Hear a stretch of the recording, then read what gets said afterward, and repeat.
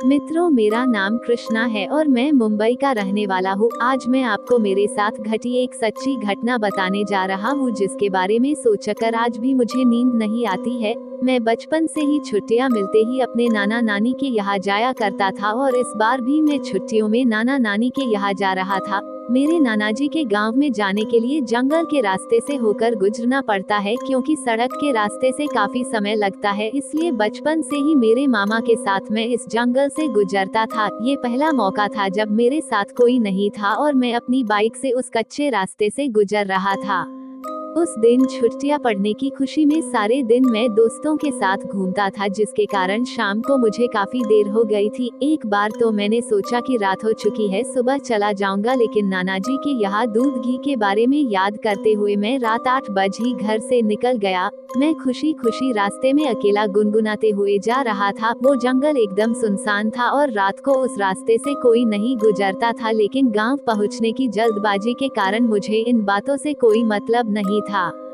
जब मैं जंगल के बीच में पहुंचा तब अचानक मुझे टॉर्च जैसी रोशनी दिखाई दी। मैंने सोचा, इतनी रात को इस घने जंगल में कौन घूम रहा होगा। मैं जैसे जैसे आगे बढ़ रहा था उसकी रोशनी बढ़ती जा रही थी। तभी मुझे धोती कुर्ता पहने हुए एक आदमी नजर आया, जो गाड़ी को रोकने के लिए हाथ का इशारा कर रहा था। मैंने पहले तो गाड़ी नहीं रोकने की सोची, क्योंकि मैं सोच रहा था कि कोई चोर लुटेरा होगा, लेकिन जब फिर मैंने सोचा शायद कोई जंगल में भटक गया होगा, इसलिए गाड़ी रोक दी।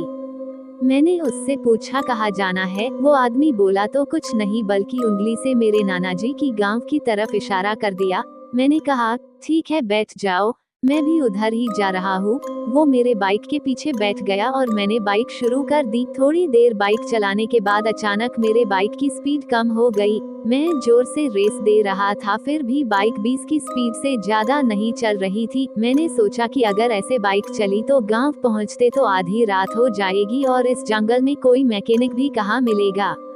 अब चलना तो था ही, इसलिए धीरे धीरे ही बाइक चला रहा था। अब मैंने पीछे बैठे आदमी से फिर बात करने की कोशिश की, लेकिन वो बस हाँ हूँ कर रहा था। उसने मुंह पर गमछा बांध रखा था, जिससे उसका चेहरा साफ नहीं दिख रहा था। थोड़ी देर बाद अचानक मेरे बाइक की स्पीड बढ़कर 80 हो गई और रेस कम करने भी कम नहीं हो रही थी। अचानक से मेरे पीछे बैठे आदमी का गमछा हवा में उड़ गया और जब मैंने कांच में उसका चेहरा देखा तो मेरे होश उड़ गए। उसका चेहरा एकदम नीला था और उसकी आंखें एकदम सफेद थी।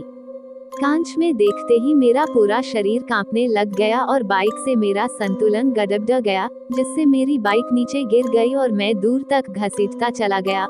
मेरे पैरों में चोट आई थी, लेकिन मैंने चोट की परवाह किए बिना भागना शुरू कर दिया। मुझे थोड़ी दूर पर ही गांव की रोशनी नजर आ रही थी। मैंने भागते हुए जब पीछे देखा तो लौटता हुआ मेरे पीछे आ रहा था और भयंकर धूल उड़ रही थी, जिससे मुझे साफ दिखाई नहीं दे रहा था। फिर भी मैं भाग रहा था। अचानक धूल के बीच मुझे ऐसा लगा कि उसने मेरा गल पकड़ लिया और मुझे घुटन होने लगी। तभी मुझे सामने से गांव के 2-3 लोग जंगल की ओर आते दिखे, तो मैं जोर से मदद के चिल्लाया तो दौड़ते हुए मेरी तरफ आए और धूल में लाठियां बरसने लगे। उनकी कुछ लाठियां मुझे भी लगी, लेकिन वो भूत भाग गया था। अब वो मुझे तुरंत नानाजी के घर पर लेकर गए और उन लोगों ने बताया कि वो जंगल के पास की अपने खेतों में रात की रखवाली कर रहे थे, इसलिए उन्होंने मेरी आवाज सुन ली, वरना आज तो भगवान ही मालिक था।